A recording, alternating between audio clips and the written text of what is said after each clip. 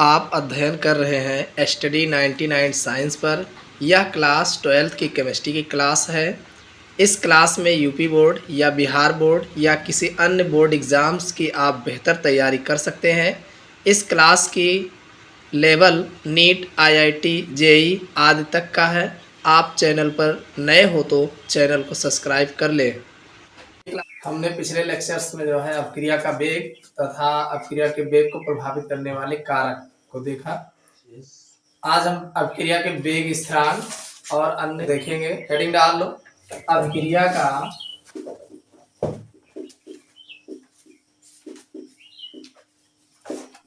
वेग स्थिरांक,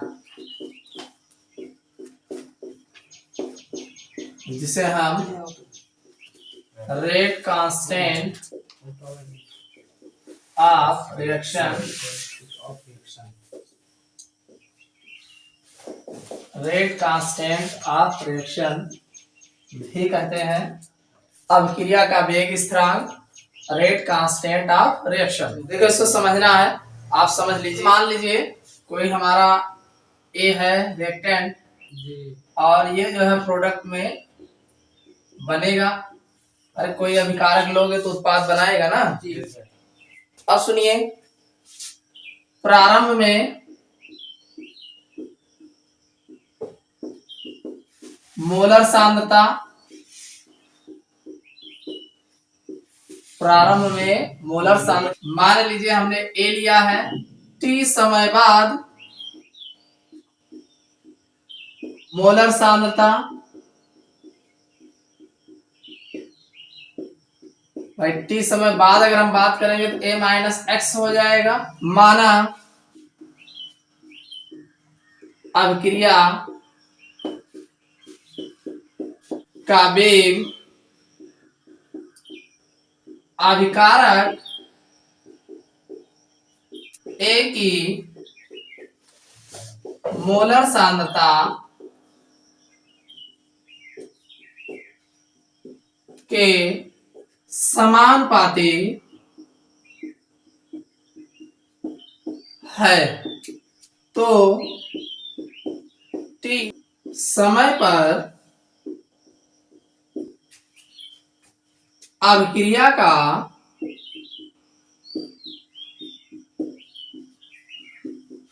वेग बराबर dx अपान dt समानुपाती a माइनस एक्स। हमने कहा कि प्रारंभ में मोलर सांद्रता, मान लीजिए हमने ए लिया, फिर टी समय बाद मोलर सांद्रता, अरे मान लीजिए कुछ प्रोडक्ट में चेंज होगा, एक्स प्रोडक्ट में चेंज हुआ, एक्स पार्टिकल्स, तो ए में से तो कम होगा, तो ए माइनस एक्स हो जाएगा। फिर हमने कहा माना अपक्रिया का वेग अभिकारक ए की मोलर सांद्रता के समानुपाती होता है, तो टी समय पर अपक्रिया का वेग तो dx अपान dt समानुपाती a माइनस एक्स हो जाएगा। ये तो अभिकारक की मोलर सांद्रता है। समानुपाती हटाओगे तो dx अपान dt, समानुपाती हटाओगे कोई कांस्टेंट लाओगे, a माइनस एक्स हो जाएगा। अब लिख लो जहां के अपक्रिया का वेग स्थिरांक है, जिसे विशिष्ट अपक्रिया भी कहते हैं।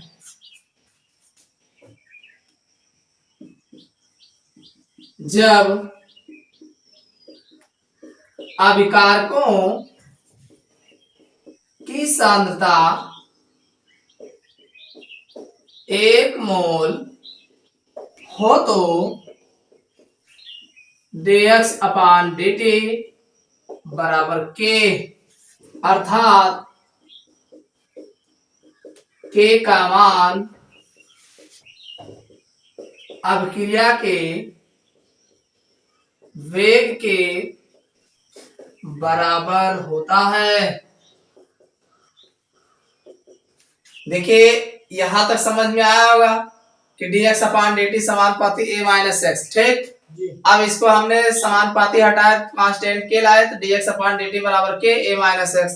फिर कहा गया कि अपक्रिया का वेग स्थिरांक, जिसे विशिष्ट अपक्रिया भी कहते हैं। अब आगे दिया है कि जब अभिकारकों की सांद्रता 1 मोल हो, यानी अभिकारक हमने यहाँ 1 ले लिया हो, ठीक है, तो 1 में से ही घटेगा, तो ये आपका आ जाएगा dx/dt बराबर k। तो ये हो जाएगा, अर्थात k का मान अभिक्रिया के वेग के बराबर होता है। इसी प्रकार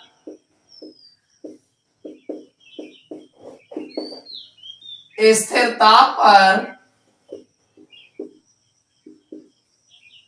अभिकारक पदार्थों के इकाई सांद्रण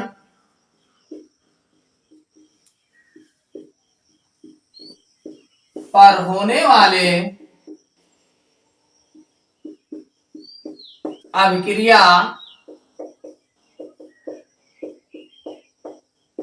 के वेग को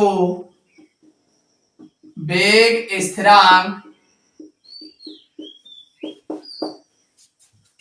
कहते हैं। हमने कहा कि इसी प्रकार स्थिर ताप पर अभिकारक पदार्थों के इकाई सांद्रण पर होने वाले अपक्रिया के वेग को वेग स्थिरांक कहते हैं। नोट लिख लीजिएगा, बहुत इंपॉर्टेंट है नोट। नोट है फर्स्ट, अभिक्रिया के वेग स्थिरांक व ताप में निम्न संबंध होता है। निम्न संबंध होता है। कौन सा संबंध है? लॉग k1/k2 बराबर e t2 माइनस t1 अपान 2.303 r t1 t2। ये संबंध होता है अभिक्रिया के वेग स्थिरांक व ताप गुणांक में log k1/k2 बराबर e t2 माइनस t1 अपान 2.303 r t1 t2। बहुत इंपॉर्टेंट है, एग्जाम में विकल्प में पूछा गया है। जहां T1 ताप पर अभिक्रिया का वेग स्थिरांक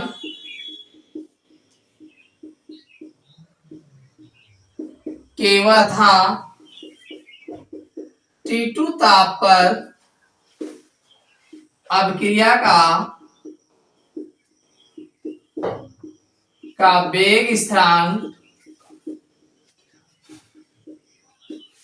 K2 है। E अभिक्रिया की सक्रियण ऊर्जा तथा R बराबर गैस स्थिरांक, लिख लो,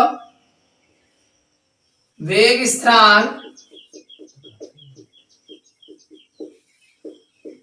व ताप गुणांक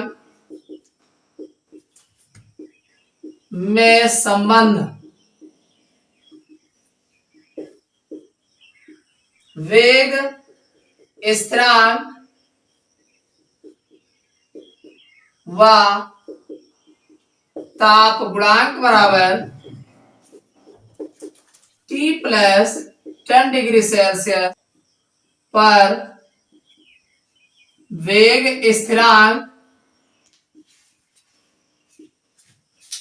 का मान अपान T डिग्री सेल्सियस पर वेग स्थिरांक का मान।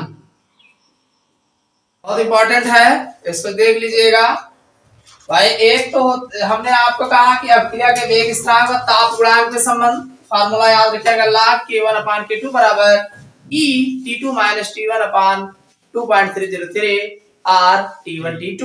एक तो ये हो गया।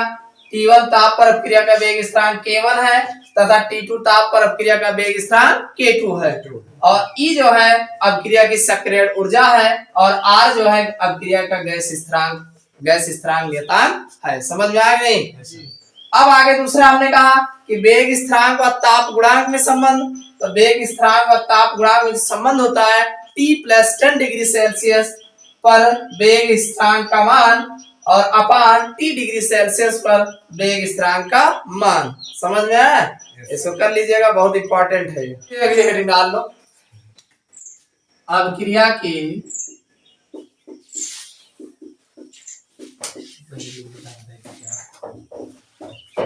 आणविकता, जिसे हम मॉलिक्यूलरिटी ऑफ रिएक्शन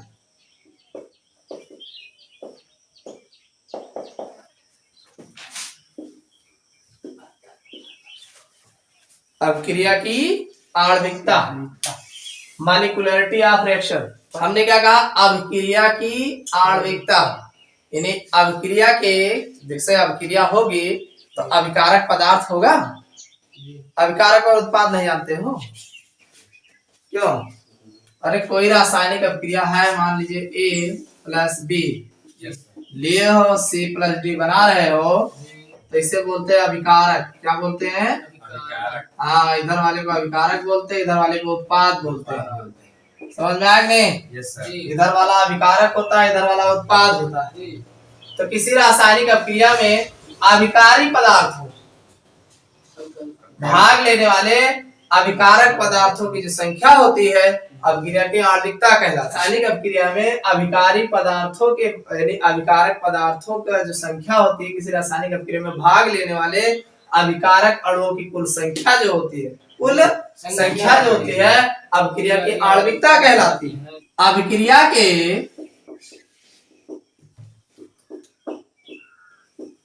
किसी पद में भाग लेने वाले अभिकारकों की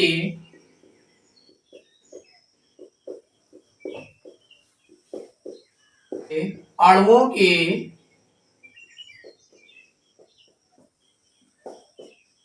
कुल संख्या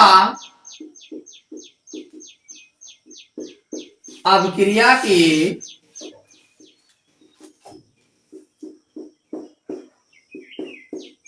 आणविकता कहते हैं।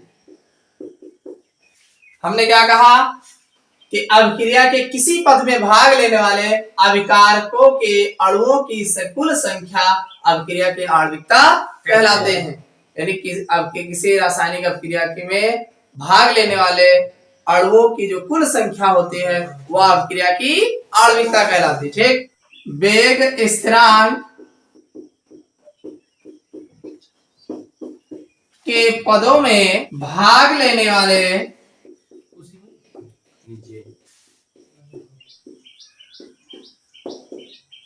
अणुओं की संख्या 1, 2, 3 होने के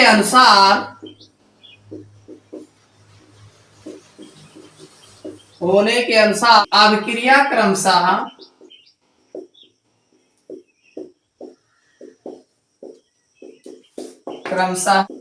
एक अणु, 2 अणु, 3 अणु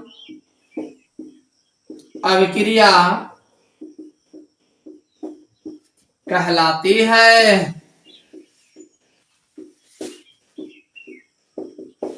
हमने कहा कि वेग स्थिरांक के पदों में अगर देखा जाए तो भाग लेने वाले अणुओं की संख्या मान लीजिए 1, 2, 3 अगर होती है होने के अनुसार, तो अभिक्रिया क्रमशः 1 अणु, 2 अणु और 3 अणु अभिक्रिया कहलाती है। अब एग्जाम्पल देख लो, जैसे एग्जाम्पल से क्लियर होगा। जैसे रिएक्शन दिया हो H2 + I2 साउथ कर लो 2HI। अभिकारक में कितने अणु है? अरे एक ही है, ये तो है। yes, तो अभिक्रिया कैसी होगी? 2 अणु है। 2 अणु का अभिक्रिया। समझ में आया कि नहीं? दूसरा देखो C12H22 वो 11 नाम सुने हो, प्लस H2O नाम नहीं सुने हो? C12H22 से 11 नहीं जानते हो?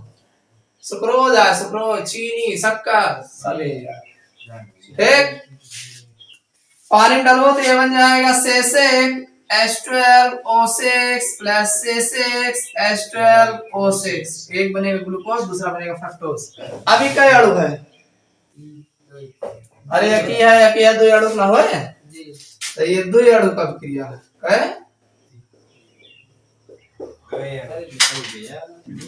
समझ में आ गया नहीं? Yes sir. अरे यकी है तो ये दो बाय देखो 2NO आए और प्लस O2 आए, अब बनेगा 2NO2। अब एक देखो दो या कि तीन नहीं, वो अगवा लिखा हुआ दो तो दो ही होएगा, या कि नहीं था तीन। तो त्रिअणु का क्रिया, त्रिअणु। समझ में आ गया नहीं? कोई रिएक्शन दे देगा, पूछ लेगा बताओ इसकी आणविकता कितनी है, तो आगे से काउंट कर लेना, जितना होगा बता देना। आणविकता तो आसान है, लेकिन अभी इसकी कोटि बहुत आसान है। अगली हेडिंग है अभिक्रिया की कोटि। जितना आसान ना उतना बोलते हैं ऑर्डर ऑफ रिएक्शन।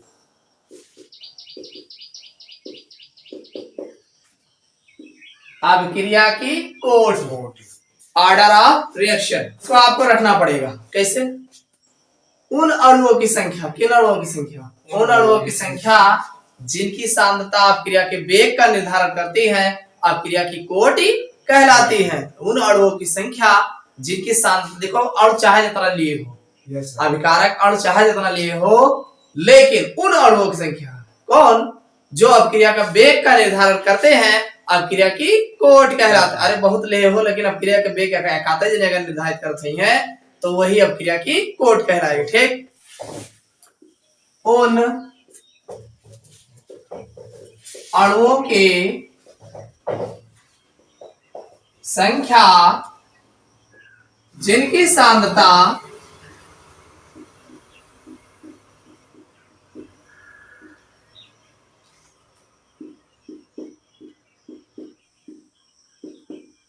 अभिक्रिया के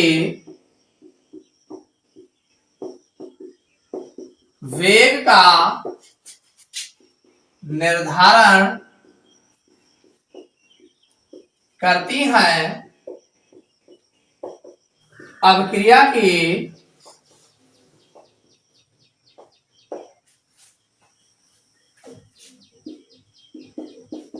कोटि कहलाती हैं। हमने कहा कि उन अणुओं की संख्या जिनकी सांद्रता अभिक्रिया के वेग का निर्धारण करती है, अभिक्रिया की कोटि कहलाती है। समझ में आ गया नहीं? तो जैसे लिख लो एग्जाम्पल इसका, चीनी का जल अपघटन,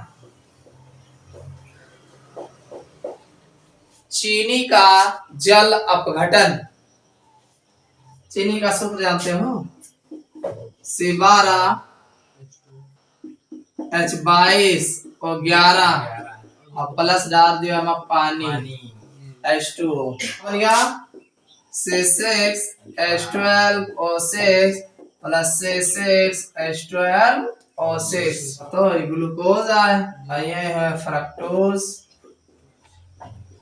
ठीक। या चीनी सुक्रोज, कार्बन हाइड्रोजन ऑक्सीजन बराबर है ना, दोनों के स्ट्रक्चर में फर्क होता है। एक में एल्डिहाइड समूह होता है, लगभग बराबर रहा था, एक में एक एल्डिहाइड समूह लगा रहता है, तो एक में कीटोनिक समूह लगा रहता है। यही अंतर लिख लो। इस अभिक्रिया की, बोलो नहीं, इस अभिक्रिया की आणविकता कितनी है? आणविकता कितनी है? आणविकता इस अभिक्रिया की आणविकता 2 है, किंतु कोटि एक है, कोट एक तो है, सुक्रोज तो है, जल के कोनो मतलब ही नहीं रहा, जल नहीं गिना जा, क्योंकि केवल एक अणु से 12 H22 और 11 अभिक्रिया के वेग का निर्धारण करते हैं। समझ में आया कि नहीं भाई? रिएक्शन दिया है, सब क्रिया की आणविकता कितनी है? 2 है, एक ये है, एक ये है, किंतु कोट ये एक है। क्यों? क्योंकि कोट में H2O नहीं गिराया जाता है। तो सुक्रोज के पार्टिकल एक ही है। क्यों? क्योंकि केवल एक अणु से 12 H22 और 11 अभिक्रिया के वेग का निर्धारण करते हैं। समझ में आ गया?